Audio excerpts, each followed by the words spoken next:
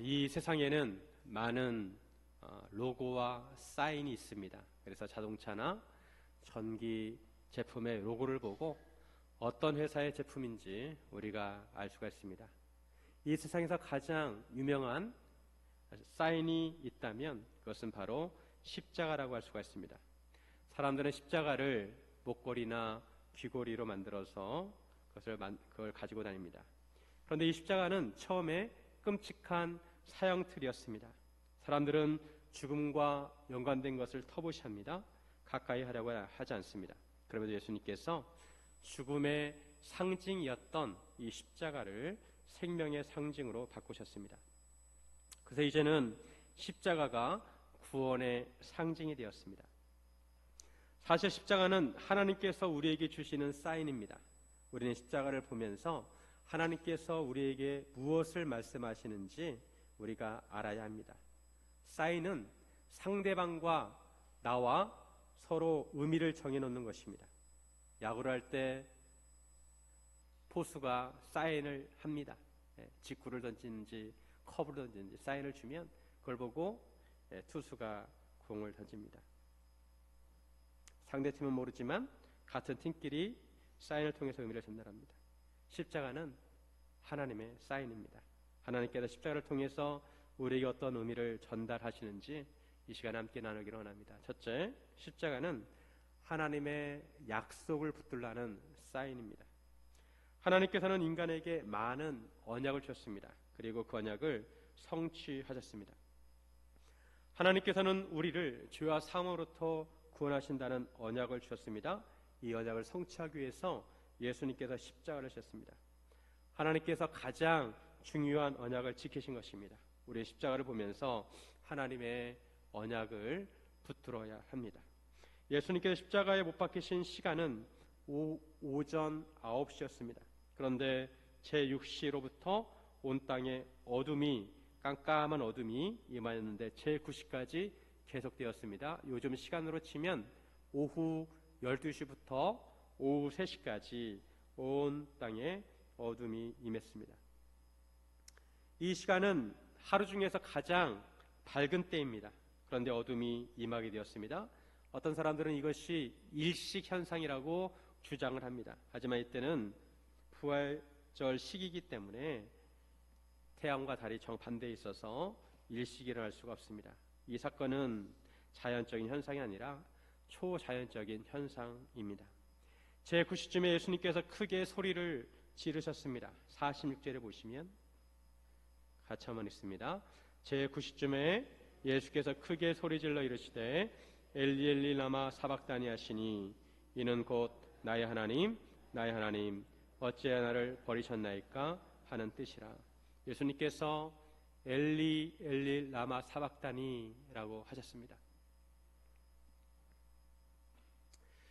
이것은 아람어인데 나의 하나님 어찌하여 나를 버리셨나이까 라는 뜻입니다. 예수님께서 인간을 대표해서 십자가에 달리셨습니다. 그래서 하나님을 나의 아버지라고 부르지 아니하시고 나의 하나님이라고 부르셨습니다. 인간의 모든 죄를 짊어지시고 십자가에 달리셨습니다. 그런데 하나님께서는 십자가에 달리신 예수님을 외면하십니다. 하나님께서는 인간의 죄에 대해서 심판하셔야만 합니다. 성부 하나님과 성주 예수님은 영원한 관계이고 사랑의 관계입니다. 하지만 십자가에 달리신 예수님은 인간을 대표하는 한 인간이기에 하나님께서 예수님을 한 인간으로 대하신 것입니다.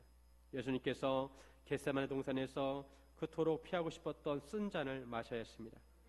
이것은 성부 하나님과의 일시적인 단절을 경험하는 것입니다. 십자가 위에서 예수님께서는 육체적으로도 고통스러웠지만 영적으로 하나님과 단절되는 것이 더욱 고통스러운 일이었습니다. 예수님께서 엘리 엘리 라마 사박다니라고 하시자 어떤 사람들은 엘리를 엘리야로 들었습니다. 그들은 예수님이 엘리야를 부른다고 생각했습니다.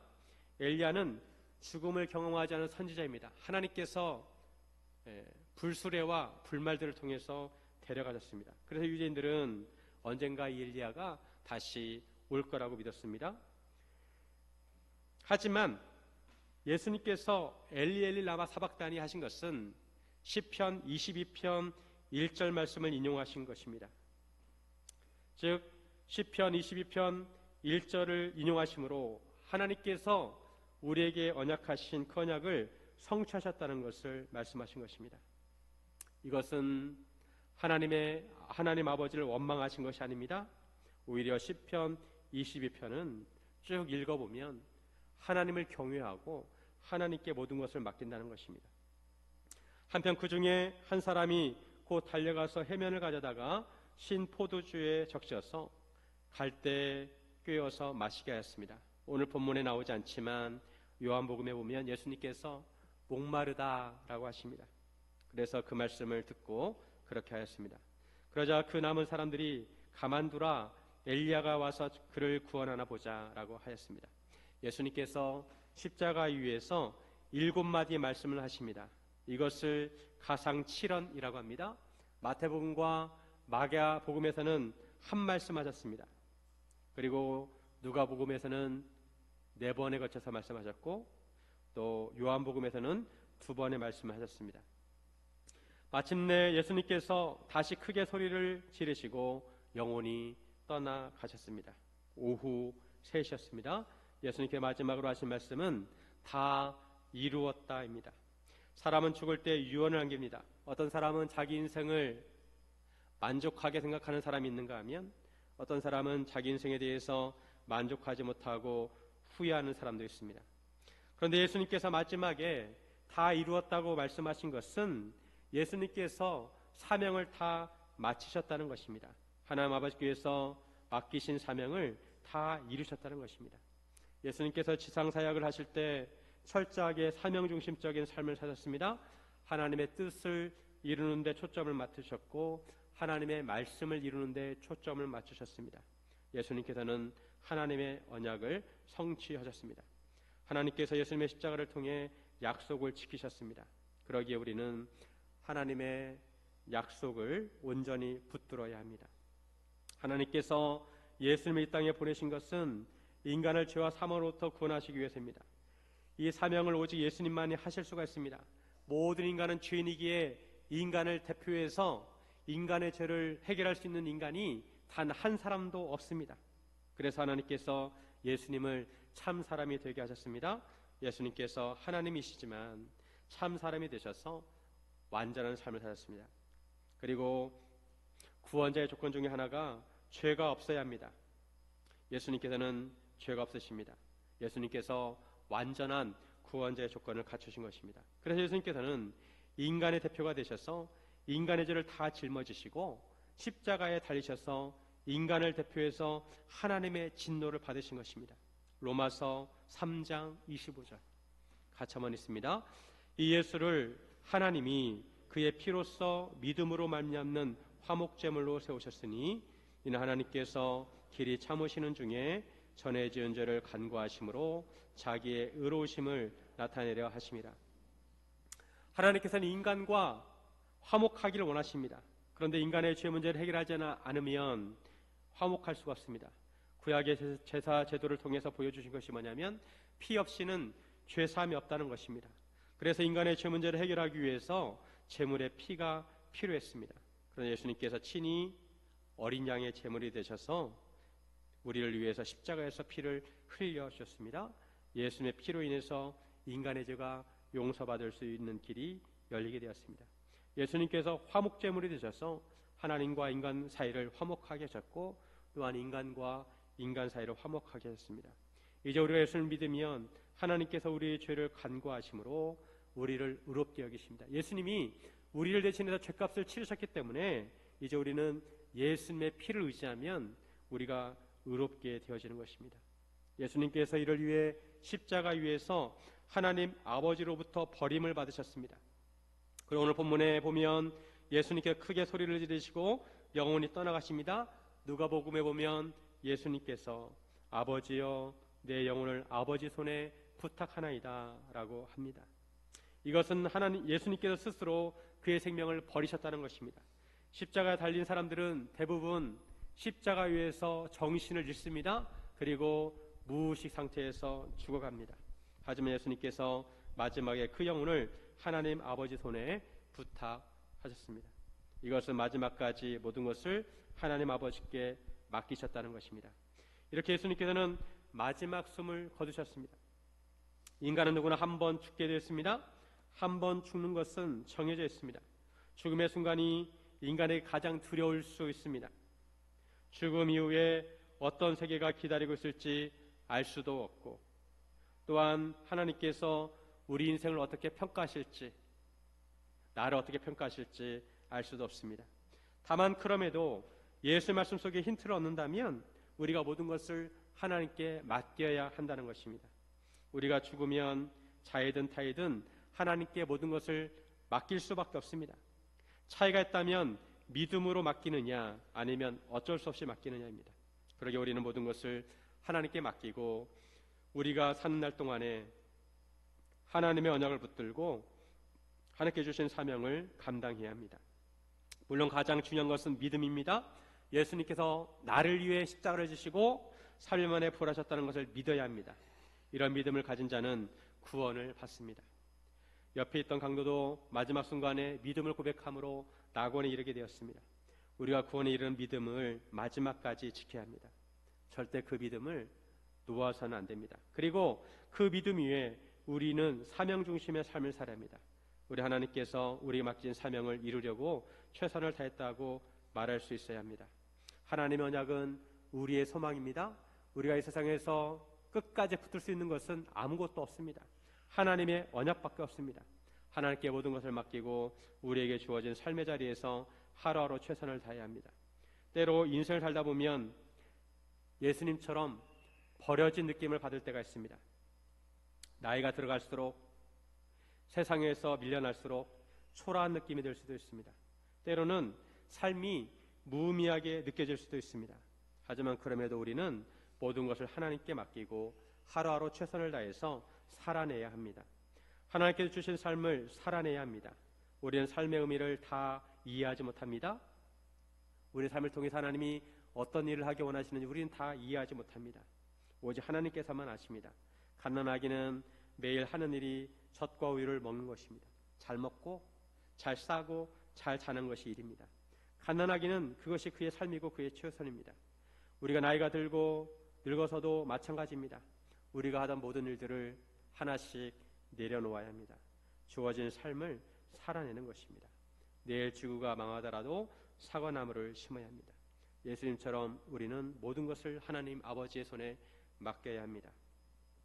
사랑하는 여러분, 하나님의 언약을 붙드시기를 주님의 이름으로 축원드립니다. 둘째 십자가는 하나님의 사랑을 믿으라는 사인입니다. 예수님께서는 하나님의 아들이심을 증명하셨습니다. 예수님께서 성육신하시고 십자가에 달리시는 것은 혼자 하신 일이 아닙니다. 하나님 아버지와 성령님과 함께 하신 일입니다. 하나님께서는 우리를 사랑하셔서 독생자를 보내셨고 우리를 구원하시기 위해서 십자가에 달리게 하셨습니다. 그러기에 십자가는 하나님의 사랑을 의미합니다. 십자가는 하나님의 사랑을 믿으라는 사인입니다. 하나님 아버지께서는 예수님께서 성육신하실 때도 여러 사인을 주셨습니다. 예수님을 동정녀 마리아 처녀의 몸에서 잉태하게 하셨습니다. 이것은 표적이고 또한 구약에 예언된 예언을 성취하신 것입니다. 하나님께서는 천사를 보내셔서 세리완의 출생에 대해서 사가랴에게 말씀하셨고 마리아에게도 예수님의 탄생에 대해서 예수님을 잉태하는 것에 대해서 말씀해 주셨습니다. 예수님께 태어나실 때 목자들에게 천사를 보내셔서 아기 예수님을 찾아뵙게 하였고 동방화 국사들을 보내셔서 아기 예수님을 경배하게 하도록 하셨습니다. 하나님께서는 아주 오래전부터 우리를 구원하시기 위해서 계획하셨습니다. 우리를 구원하실 언약을 주셨고 그 언약들이 이루어지게 하셨습니다. 그 언약에 따라 예수님께서 성육신 하신 것입니다.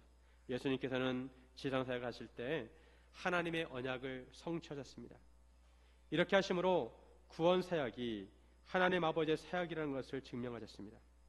아이러니한 것은 예수님께서 하나님의 보내심을 받아서 오셨지만 아무도 예수님을 알아보지 못하였고 예수님께서 하나님의 아들이라고 말씀하셨지만 예수 말씀을 사람들이 믿지 않았다는 것입니다. 사람들에게는 믿음이 없었습니다. 그런데 예수님께서 돌아가실 때 특이한 형상들이 일어납니다. 앞에서 말씀드렸지만 예수님께서 십자가에 달리셨을 때 오후 12시부터 오후 3시까지 어둠이 임했습니다. 그리고 성소 휘장이 위로부터 아래까지 찢어져 둘이 되었습니다. 51절에 보시면 이에 성소 휘장이 위로부터 아래까지 찢어져 둘이 되고 땅이 진동하며 바위가 터지고, 예수님이 돌아가실 때 성소 휘장이 쫙 갈라졌습니다. 성소는 두 가지가 있습니다. 휘장은 하나는 성소 입구에 있는 휘장이고 또 하나는 성소와 지성소를 나누는 휘장입니다. 지성소는 하나님의 영역입니다. 그래서 함부로 인간이 들어갈 수 없는 거룩한 곳입니다. 함부로 들어가게 되면 죽임을 당할 수 있습니다. 1년에 한 번 대속제일에 대제사장만 들어갈 수가 있습니다. 다른 사람은 들어갈 수가 없습니다. 그런데 이 휘장이 둘로 나뉘어진 것에는 의미가 있습니다. 하나님과 사람 사이를 가로막는 그 휘장이 나뉘어졌다는 것입니다. 이 휘장은 저절로 찢어지지 않습니다. 얇지 않습니다. 두꺼운 휘장입니다. 로비슨에 의하면 이 휘장은 각각 24개의 실로 딴 72개의 줄로 엮어서 지극히 아주 정교하게 짠 직물로 이루어졌는데 길이가 18m, 너비가 9m였다고 합니다. 이 휘장이 나누어진 것은 인간이 한 것이 아니라 하나님께서 하신 것입니다. 성전에 있던 제사장들이 놀랐을 것입니다. 예수님께서 십자가 사역을 이루셨기에 하나님께서 인간이 다가올 수 있도록 길을 여신 것입니다. 그동안 사람들은 죄인이기에 하나님께 함부로 나아갈 수가 없습니다. 시내산에서 하나님께서 이스라엘 백성과 언약을 맺으실 때도 경계를 정하시고 그 경계를 넘어오지 못하게 하셨습니다. 하나님께서 거룩하시기 때문에 죄인인 인간이 함부로 다가오면 죽음을 당할 수가 있습니다. 하나님께서는 죄에 민감하시고 죄를 보시면 심판하셔야 합니다. 그래서 인간은 하나님께 나갈 수가 없었습니다. 그런데 예수님께서 하나님과 인간 사이를 가로막는 죄의 문제를 해결하심으로 이제 하나님께 담대히 나갈 수 있게 되었습니다. 우리가 잘 아는 구절 히브리서 4장 16절 보시면 같이 한번 읽습니다. 그러므로 우리는 긍휼하심을 받고 때를 따라 돕는 은혜를 얻기 위하여 은혜의 보좌 앞에 담대히 나아갈 것이니라. 예수님께서 십자가에 달리심으로 우리가 예수님의 보혈에 의지해서 하나님 보좌 앞에 담대히 나아갈 수 있게 된 것입니다. 우리는 하나님의 보좌 앞에 나아가는 것이 얼마나 우리에게 유익하고 은혜인지 알아야 합니다. 우리가 하나님의 보좌 앞에 나아가면 하나님께서 우리를 불쌍히 여겨주시고 때에 따라 우리에게 맞는 은혜를 내려주신다는 것입니다. 우리 언제든지 하나님 앞에 나아가 기도할 수 있습니다. 이것이 특권입니다. 그리고 예수님이 돌아가셨을 때 땅이 진동하고 바위가 터졌습니다. 이스라엘의 지진이 일어나기는 하지만 이것은 자연적인 현상이 아닙니다. 예수님께서 십자가에 달리심으로 지진이 일어나서 땅이 진동하고 바위가 터졌습니다. 그리고 무덤이 열리고 그 무덤에 죽었던 묻혀있던 성도들의 몸이 많이 일어났습니다. 그리고 예수님께서 부활하신 후에 그들이 무덤에서 나와서 거룩한 성 예루살렘에 들어가 많은 사람들에게 보였습니다. 이것은 하나님께서 행하신 일입니다. 하나님의 사인입니다. 이 모든 현상을 지켜보던 백부장은 예수님을 하나님의 아들이라고 고백을 합니다. 54절에 백부장과 및 함께 예수를 지키던 자들이 지진과 그 일어난 일들을 보고 심히 두려워하여 이르되 이는 진실로 하나님의 아들이었도다 하더라. 백부장은 예수님께서 십자가에 못 박히실 때부터 모든 과정을 다 지켜보았습니다. 예수의 과정은 보통 사람들과 달랐습니다. 십자가에 달린 사람들은 죽기 전에 욕을 하든지 저주하든지 악을 쓰는데 예수님께서는 지나가는 사람들이 그렇게 욕을 하고 조롱하고 희롱하는데도 아무 반응을 보이지 않으셨습니다. 심지어 예수님께서는 자신을 못 박은 사람들에게 향해서 저들을 용서해달라고 기도하셨습니다. 그리고 백부장은 십자가에 못 박힌 예수님을 지켜보면서 여러 이상한 일들을, 현상들을 다 보았습니다.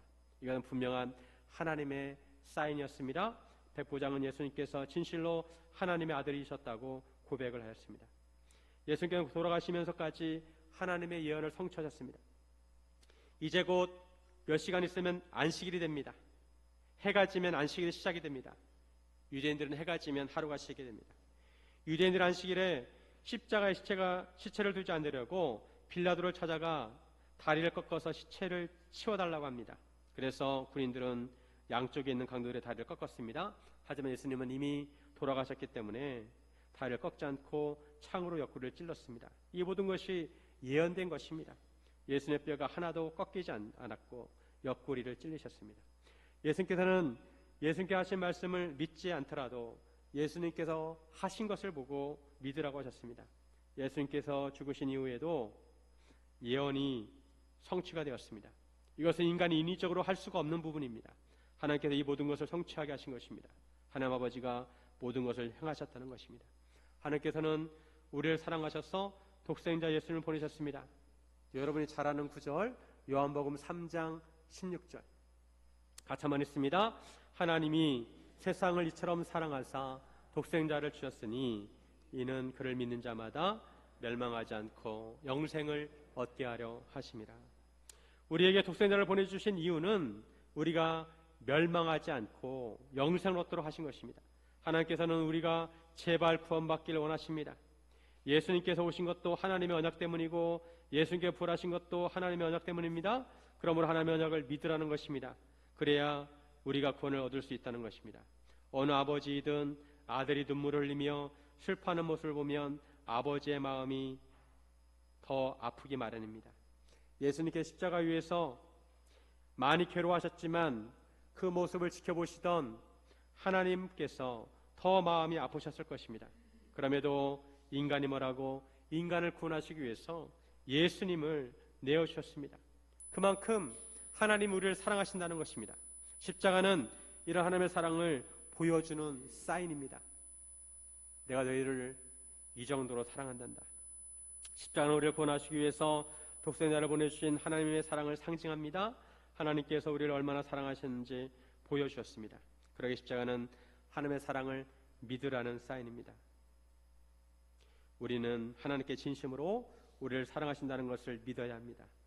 하나님께서는 목마른 자들을 찾고 계십니다. 지금도 물가로 나오라고 하십니다. 하나님께 나오기를 간절히 바라십니다. 아버지가 엄격한 가정에서 사는 사람들은 하나님 아버지를 생각할 때 그런 엄격한 아버지의 이미지로 생각을 합니다. 하지만 하나님은 사랑의 하나님이십니다. 상황할 때도 꺾지 않으시고 꺼져가는 불도 끄지 않으십니다. 하나님께서는 항상 우리를 부르시고 계십니다. 엄마가 우리의 이름을 부르듯이 하나님께서 우리의 이름을 부르고 계십니다. 사랑하는 성도 여러분, 하나님의 사랑을 믿으시기를 주님의 이름으로 축원드립니다. 셋째, 십자가는 복음을 전하라는 사인입니다.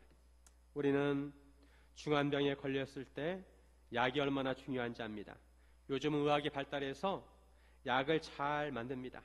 약으로 암도 고칠 수 있습니다. 십자가는 우리 영혼의 약입니다. 하나님께서 이 십자가의 복음을 널리 전하기를 원하십니다. 오늘 본문에 보면 십자가 주변에 있는 사람들이 있습니다. 그들 중에는 예수님에 대해서 호감을 가지고 예수님을 따르던 사람들이 있는가 하면 예수님을 적대시하고 예수님을 믿지 않는 사람들이 있습니다. 그들의 예수님에 대한 생각이 그들의 행동을 결정합니다. 예수님을 따르던 사람들은 예수님의 죽음을 안타까워했습니다. 그리고 어떻게 해서라도 예수님을 섬기려고 했습니다. 예수님께서 십자가에서 돌아가신 모습을 예수님을 섬겼던 많은 여인들이 지켜보았습니다. 그들은 목숨을 걸고 멀리서 예수님을 지켜보았습니다. 제자들은 다 도망가고 없는데 여인들이 남아서 예수님을 지켜보았습니다. 그들은 갈릴리에서부터 따라온 여자들이었습니다. 그 중에는 막달라 마리아도 있고 야고보와 요셉의 어머니 마리아, 또 세베대의 아들들의 어머니도 있었습니다. 그리고 예수님의 어머니 마리아와 제자 요한도 있었습니다. 예수님께서는 요한에게 어머니를 부탁하셨습니다. 이들은 예수님의 증인들입니다. 이들은 예수님께서 십자가에서 어떻게 돌아가셨는지 지켜보았고 나중에 부활하신 예수님을 직접 보았습니다. 그래서 부활의 증인이 되었습니다. 한편 해가 저물었을 때 아리마대 요셉이 찾아왔습니다. 그는 부자였습니다. 그도 속으로 예수님을 사모했고 예수님의 제자였지만 유대인들이 두려워서 숨겼습니다. 아리마대 요셉은 하나님의 나라를 기다리던 자였습니다. 그런데 아리마대 요셉이 예수님이 돌아가셨을 때 큰 용기를 내서 빌라도를 찾아갑니다. 그리고 예수님의 시체를 달라고 합니다. 이것은 자신의 정체를 드러내는 것입니다. 예수님께서 돌아가셨기에 예수님께 무엇을 바라고 한 것이 아닙니다. 다만 그가 사모하던 예수님께서 돌아가셨기에 예수님의 마지막을 섬겨드리기 위해서입니다. 그는 하나님께서 그를 감동시키셔서 아무도 예수님의 장례를 지어줄 사람이 없었지만 아리마대 요셉을 감동시키셔서 그로 하여금 장사를 지내게 하신 것입니다. 이에 빌라도가 내주라고 명령을 합니다. 빌라도는 그러나도 예수님의 사형에 대해서 책임감과 죄책감에 시달렸습니다. 아리마대 요셉은 예수님의 시체를 가져다가 깨끗한 세마포에 쌌습니다. 그리고 바위 속에 판 자기 세무덤에 넣어두고 큰 돌을 굴려서 무덤 문에 놓고 갔습니다. 이것도 예언을 다 성취하신 것입니다. 이사야 53장에 메시아가 죽은 후에 부자와 함께 있었다고 하였습니다. 아리마대 요셉은 니고데모와 함께 예수님을 장사 지냈습니다. 만약 그렇지 않았다면 시체가 유린되었을 것입니다. 결국에는 로마 군인들이 공동묘지에 버렸을 것입니다. 예수님께서 가장 섬김이 필요할 때 이들이 용기를 내어서 예수님을 장사 지내 주었습니다. 그리고 막달라 마리아와 다른 마리아가 무덤을 향해 앉았습니다. 이제 곧 안식이라서 무엇을 하고 싶어도 할 수가 없었기에 그들은 무덤을 확인하고 안식일 후에 향유를 부어드려야 하였습니다. 시체를 감는 그 세마포를 장사 지내기 위해서는 어떤 물에 쫙 담가두었다가 그것으로 감아야 되는데 그럴 시간이 없었기 때문에 급하게 진행됐기 때문에 나중에 향유체를 하려고 했습니다. 그들은 가장 먼저 무덤을 찾았다가 부활하신 예수님을 만나게 되었습니다. 그런데 예수님께서 십자가에 달려 돌아가셨는데도 여전히 예수님을 경계하는 사람들이 있었습니다. 대제사장들과 바리새인들은 빌라도에게 함께 모여 한 가지 건의를 합니다. 예수님께서 살아계셨을 때 사흘 후에 살아나신다고 말씀을 하셨는데 그것을 기억하면서 혼란을 방지하기 위해서 그 무덤을 사흘까지 굳게 지켜지게 해달라고 했습니다. 만약에 그의 제자들이 예수님의 시체들을 도둑질해가고 제자들에게 백성들에게 그가 죽은 자 가운데서 살아났다고 말하면 그 속임이 더 혼란이 클 거라고 하였습니다. 그러자 빌라도는 그들에게 경비병이 있으니 가서 힘대로 굳게 지키라고 했습니다. 대제사장과 바리새인들은 경비병과 함께 가서 돌을 임봉하고 무덤을 굳게 지켰습니다. 하지만 소용이 없었습니다. 아무도 예수님의 부활을 막을 수가 없었습니다. 대제사장들과 유대인들은 끝까지 예수님의 정체를 숨기고자 했습니다. 하지만 이것은 그들의 믿음을 봉인한 것입니다. 이렇게 해서 모든 것이 종결된 것처럼 보였습니다. 예수님께서 이 세상에 그리스도로 오셨지만 믿음이 없는 유대인들은 그리스도로 오신 예수님을 믿지 못하므로 예수님을 죽이고 무덤에 봉인했습니다. 여기까지가 인간이 할 수 있는 최선입니다. 인간은 자기의 뜻에 맞지 않으면 그 사람을 탄압하고 심지어 죽이고 무덤까지 봉인합니다. 이것이 인간이 할 수 있는 최선입니다. 그 이상은 아무것도 할 수가 없습니다.